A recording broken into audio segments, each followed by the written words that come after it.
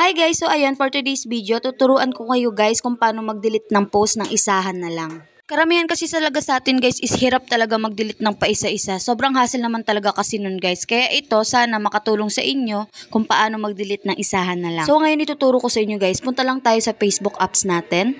At kapag nandun na tayo sa Facebook apps, pindutin lang natin yung profile guys. At kapag nasa profile na kayo guys, pindutin nyo lang tong tatlong dots na makikita nyo sa gilid. And then hanapin nyo po yung activity log. Then click yung public post.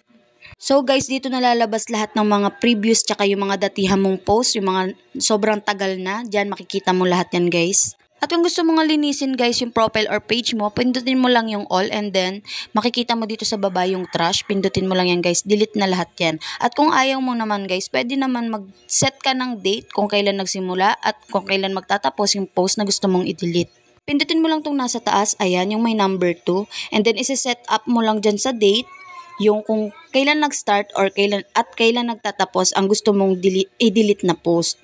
Gagawin mo lang yan guys. Napaka-basic lang nito guys. And then, hindi ka na mahihirapan talaga mag-delete ng paisa-isa lang. Ayun lang guys, sana nakatulong. Bye-bye!